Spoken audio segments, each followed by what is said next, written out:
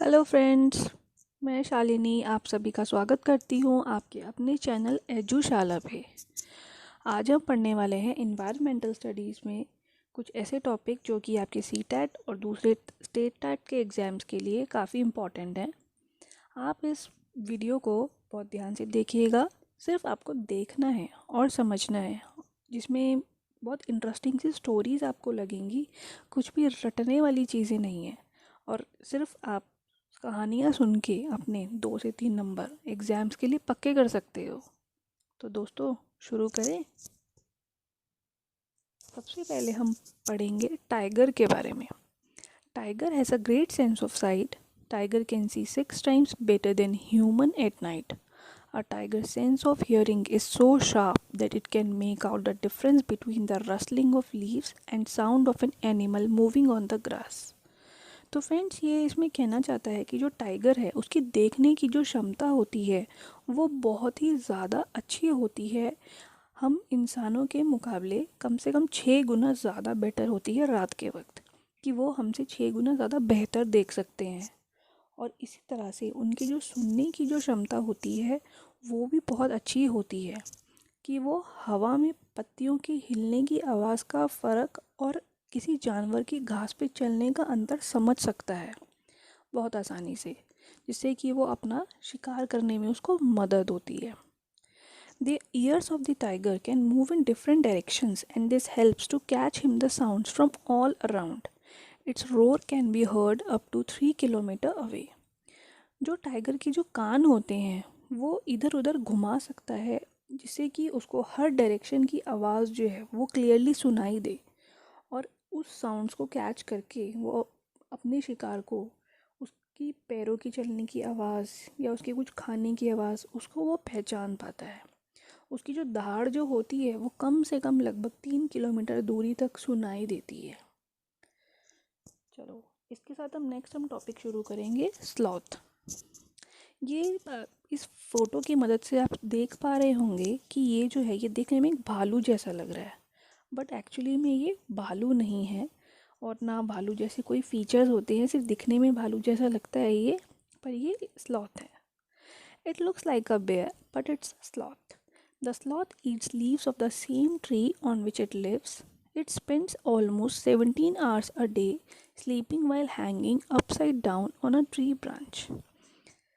जो ये स्लॉथ है ये लगभग उसी पेड़ की पत्तियां खाता है जिस पे ये रहता है, और कम से कम ये 17 घंटे एक दिन के अंदर सोता है, और ये सोता है हैंगिंग अपसाइड डाउन। तो फ्रेंड्स, ये जो वर्ड है हैंगिंग अपसाइड डाउन, इसको आप बहुत अच्छे से मार्क कर लें, क्योंकि लगभग हर अटेम्प्ट में स्लॉथ के बारे में एक क्वेश्चन ज़रूर पूछा जाता है, और ये जो क्वेश्चन आता है ये मोस्टली इसकी स्लीपिंग पैटर्न के ऊपर ही पूछा जाता है। कभी वो पूछ लेगा आपसे कि वो कौन सा एनिमल है जो कि अपसाइड डाउन सोता है, तो आंसर है स्लॉथ। कभी वो पूछ लेगा कि स्लॉथ सोता कैसे है, तो उसका आंसर है अपसाइड डाउन। मतलब वो घुमा फिरा के इसके बारे में कई बार क्वेश्चन पूछ लेते हैं। Sloth lives about 40 years, and in that time period they move around only 8 trees. Once a week it comes down from the tree to relieve itself. Sloth लगभग 40 साल की उम्र इनकी होती है, और इस 40 साल की उम्र के अंदर लगभग वो 8 ही पेड़ के ऊपर वो घूम पाता है। हफ्ते में एक बार वो पेड़ से नीचे आता है अपने आप को थोड़ी थकान मिटाने के लिए। तो उम्मीद है ये स्लॉथ आपको क्लियर हो गया होगा। चलिए, नेक्स्ट हम स्टार्ट करते हैं elephants. In the herd of elephant, oldest female elephant is the leader. A herd may have 10 to 12 female elephants and young ones. In herd, male elephant is not present. It leaves the herd after the elephant attain the age of 14 to 15 years and move alone. एक elephant के झुंड के अंदर जो सबसे oldest female जो होती है, सबसे बूढ़ी जो हथनी होती है, वो लीडर होती है, और उस ग्रुप के अंदर 10 से 15 फीमेल एलिफेंट्स होती हैं और बच्चे होते हैं। उस हर्ड के अंदर जो मेल एलिफेंट होता है वो नहीं होता है दोस्तों, ठीक है, नॉट प्रेजेंट वो। और जो मेल एलिफेंट्स जो होते हैं उनको झुंड में अगर होते हैं तो उनको जब वो 14 से 15 साल की उम्र में आ जाते हैं तो उन्हें वो ग्रुप छोड़ना होता है और वो अकेले मूव ऑन कर जाते हैं। Elephant sleeps for 3 to 4 hours only. They love to play with mud and water. It uses its ears as fan to cool. Elephants एक दिन के अंदर लगभग 3 से 4 घंटे सोते हैं. उनको मिट्टी के अंदर और पानी के अंदर खेलना बहुत पसंद है और अपने कानों को वो हमेशा आपने देखा होगा कि वो हिलाते रहते हैं. अपने कानों को हिलाने से उनका मतलब होता है कि वो एक तो मच्छर मक्खी भगाने के काम आता है, दूसरा वो उनको गर्मी बहुत लगती है एलिफेंट्स को, तो इसलिए वो अपने कानों को हिलाते रहते हैं, जो कि उनको एक फ़ैन का इंस्ट्रूमेंट प्रोवाइड करता है और फ़ैन की मदद से वो एक हवा उनको प्रोवाइड होती रहती है. और मिट्टी में भी वो खेलना इसलिए पसंद करते हैं क्योंकि वो एक कूलेंट का काम करता है मिट्टी उनके लिए, तो वो उनकी बॉडी का टेम्परेचर जो है ना वो काफ़ी कूल रखती है मिट्टी. Elephant has a regular diet of 100 kg of green leafy material per day और एक 3 months old elephant ways about 200 kg. उनकी रेगुलर डाइट जो होती है वो 100 किलो कम से कम हरी पत्तेदार सब्जियां पर डे खा लेते हैं. और एक 3 महीने के हाथी के बच्चे का वज़न कम से कम लगभग अबाउट 200 kg होता है. तो ये सारे पॉइंट्स इस टाइप के हैं कि ये लगभग आपके सीटेट के एग्ज़ाम में अब तक लगभग घुमा फिरा के और कुछ ना कुछ पूछे जा चुके हैं. ठीक है, तो जैसे कि स्लॉथ का टॉपिक काफ़ी इंपॉर्टेंट था, उसी प्रकार से एलिफेंट्स का टॉपिक भी काफ़ी इंपॉर्टेंट है. नेक्स्ट हम पढ़ेंगे स्नेक्स. Snakes are deaf.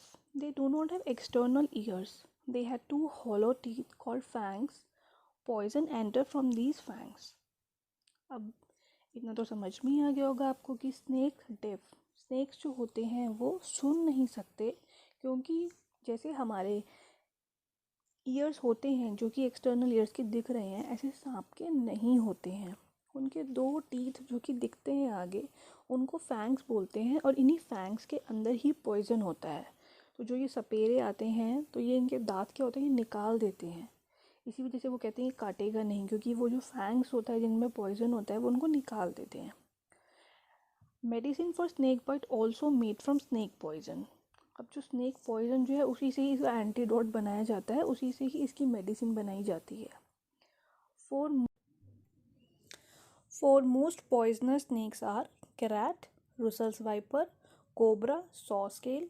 सपेरा को जो है कलबेलिया भी कहा जाता है. चलो आप आते हैं अपने नेक्स्ट टॉपिक पे. हनी बी सिट्स ऑन लीची फ्लावर. हनी बीज lay their eggs from October to December. Best time to start bee keeping in Bihar. Honey bee जो है लीची फ्लावर पे बैठती है. ये अपने एग्स जो है ये अक्टूबर से दिसंबर का जो महीना होता है ये बेस्ट टाइम होता है इनका बी कीपिंग का बिहार के अंदर. Most of the bees are the worker bees in hive. They work all day. जितने भी मोस्टली बीज जो होते हैं हाइव के अंदर वो वर्कर बीज उनको कहा जाता है. वर्कर बीज make hive and also look after baby bees. They collect nectar from flowers for honey. When one bee finds flower with nectar, they do a special kind of dance by which other bees also know their nectar, where the nectar is. There are only few male bees in the hive. They have no special role as workers. Worker बीज जो होते हैं hive के अंदर friends, तो वो जो baby बीज होते हैं वो उनका भी ध्यान रखते हैं. ये फूलों के ऊपर से शहद जो नेक्टर जिसे बोलते हैं वो रस इकट्ठा करते हैं हनी बनाने के लिए, शहद बनाने के लिए. और जब एक मधुमक्खी को वो वाला फूल मिल जाता है जिसके अंदर से वो रस बना सकेंगे, तो वे कैसे बोल के बताएंगे. वो एक स्पेशल काइंड जो है एक नृत्य करते हैं स्पेशल तरीके का, जिससे कि दूसरी जो मधुमक्खियाँ जो कि ढूंढ रही हैं नेक्टर, उनको वो पता चल जाए कि इस वाली मधुमक्खी को नेक्टर मिल गया है. इस हाइव के अंदर इनका जो हाइव होता है उसमें बहुत ही कुछ ही मेल बीज होते हैं और उनका कोई ऐसा कुछ special role as a worker नहीं रहता है. नेक्स्ट हम पढ़ते हैं बर्ड्स के बारे में. इसमें कुछ पॉइंट्स ऐसे हैं बर्ड्स के जो मैं आपको आगे बताऊंगी कि कुछ ऐसे हैं जो कि आपके आते हैं वो टॉपिक्स, उन बर्ड्स के बारे में पूछा ही जाता है. Birds, they have feather on the body, 4-chamber heart and breathe through lungs. Birds have boat-shaped body and hollow bones. Their claws are made for grasping the branches. ये तो आपको पता ही है कि बर्ड्स जो होते हैं इनके फेदर होते हैं बॉडी के ऊपर. इनका जो हार्ट है वो 4-chambered होता है और ये हमारी ही तरह लंग्स की से ही सांस लेते हैं. जो बर्ड्स की जो बॉडी होती है ना, ये बोट शेप होती है और इनकी जो बोन्स होती हैं वो हॉलो होती हैं।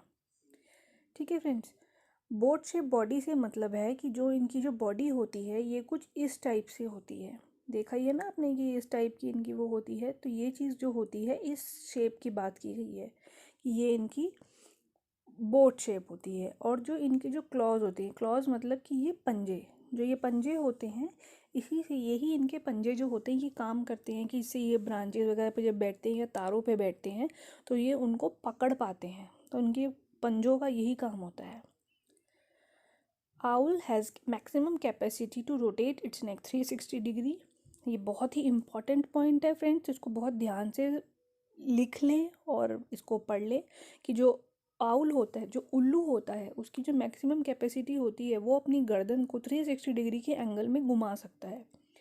और वहीं जो मैना जो है वो अपनी गर्दन को बैक फोर्थ यानी आगे पीछे एक जर्क के साथ वो कर सकती है। तो ये आउल और मैना ये दोनों ही बर्ड्स बहुत इंपॉर्टेंट हैं। और अगला जो बर्ड हम पढ़ने जा रहे हैं ईगल, काइट्स और वल्चर के बारे में, ये भी बहुत इंपॉर्टेंट है और ये बहुत फ्रीक्वेंटली और बहुत बार पूछा गया है कि ईगल, काइट और वल्चर जो होते हैं इनकी जो आईसाइट होती है वो बहुत ही स्ट्रॉन्ग होती है एक्सेप्ट टाइगर। मतलब बर्ड्स में ये तीनों बर्ड्स होते हैं जिनकी आईसाइट बहुत स्ट्रॉन्ग होती है, और एनिमल्स में एक टाइगर है जो हमने अभी पीछे पढ़ा था। These birds have 4 times better vision than humans. इन बर्ड्स का जो विजन होता है वो इंसानों के मुकाबले 4 गुना बेहतर होता है। और टाइगर का फ्रेंड्स अगर आपको याद हो तो आपने पढ़ा था पीछे कि उसका 6 टाइम्स बेटर होता है इन द नाइट। नेक्स्ट है एरगट बर्ड। एरगट बर्ड होता है कि जो, अगर आपने कभी गांव या खेतों वगैरह में देखा हो कि जैसे कैटल को वो घास चराने के लिए लेकर जाते हैं तो उसके ऊपर एक बर्ड बैठा होता है, एक पक्षी बैठा होता है, वो बर्ड होता का नाम होता है एरगट। एरगट बर्ड वो इसलिए बैठता है कि जो गाय और जो इन सब के ऊपर जो कीड़े हो जाते हैं इनकी बॉडी के ऊपर, उनको पैरासाइट बोलते हैं, वो उनको खाता है, उसका फूड होता है पैरासाइट। और इससे कैटल को बेनिफिट ये होता है कि वो उनकी कीड़े खा के उनको इचिंग से, खुजली से और दूसरी परेशानियों से उनको रिलीफ मिलता है। तो दोनों को एक तरीके से म्यूचुअल बेनिफिट होता है, एरगट बर्ड को खाना मिल जाता है और उनको अपनी प्रॉब्लम का सॉल्यूशन मिल जाता है। ठीक है, ये भी 1 या 2 से बार पूछा गया है सीटेट के एग्ज़ाम में। पढ़ते हैं नेक्स्ट टॉपिक। नेक्स्ट टॉपिक है अर्थवॉर्म्स। अर्थवॉर्म्स जो है ये सॉइल के बेस्ट फ्रेंड होते हैं। They soften the soil and crumbly as they keep digging underneath to make tunnels. This way air and water can easily get into the soil. जो earthworm जो है, केंचुए जिन्हें बोलते हैं, ये मिट्टी के बहुत अच्छे दोस्त होते हैं। They soften the soil and crumbly की मतलब है कि वो मिट्टी को इतना सॉफ्ट, और क्रम्बली मतलब दरदरादार बनाते हैं, गड्ढे खोद खोद के, मिट्टी को खोद खोद के टनल टाइप, क्योंकि वो मिट्टी के अंदर धंसती जाती है इसलिए इस वजह से, क्योंकि वो टनल्स बनाती है उसकी वजह से जो मिट्टी है वो डिगिंग करने की वजह से जब वो गड्ढा खोदते हैं तो उसमें अंदर तक हवा और पानी दोनों ही मिक्स हो पाते हैं मिट्टी के अंदर, तो उससे जो है मिट्टी की क्वालिटी बहुत अच्छी हो जाती है। दूसरी तरफ जो केचुए होते हैं वो डेड लीव्स और जो प्लांट्स होते हैं उनको खाते हैं, जिसकी वजह से वो, और जो वेस्टेज जो होती है आपकी फार्मिंग के अंदर भी ये बहुत काम आते हैं। They are dropping fertilizer soil. और जब अर्थवर्म जो केचुए जब ज़मीन पे चलते हैं और जब ये सब अपना काम करते हैं तो वो एक तरीके की अपने मुँह से लार छोड़ते हैं। वो जो लार होती है वो मिट्टी को बहुत ही अच्छी क्वालिटी की फर्टिलाइज़र बनाने में बहुत हेल्प करती है। दोस्तों एक चीज़ और मैं आपको बताऊं, जो ये केचुए होते हैं, क्योंकि किसान जो होते हैं, फार्मर्स जो होते हैं, उनका तो सारा का काम खेती बाड़ी का है। जितनी अच्छी खेती होगी उनकी उतना अच्छा उनको दाम मिलेगा, तो इसलिए केचुए इस चीज़ में उनको हेल्प बहुत ज़्यादा करते हैं, और इसलिए जो है ये इस फार्मर्स के भी बहुत अच्छे दोस्त होते हैं। Earthworms convert natural waste of vegetables and fruits into compost. Earthworm जो केंचुए जो होते हैं, नेचुरल वेस्ट जो होता है वेजिटेबल्स और फ्रूट का, इनको कॉम्पोस्ट जो कि नेचुरल खाद जो जिसे कहा जाता है उसको बनाने में भी बहुत मदद करते हैं। तो फ्रेंड्स अगर आपको मेरी वीडियो ये पसंद आई हो तो लाइक ज़रूर करें और अपने सभी फ्रेंड्स के साथ जो है ये शेयर करें। हमारी लेटेस्ट नोटिफिकेशन अपने पास में पाने के लिए बेल आइकन दबाना ना भूलें।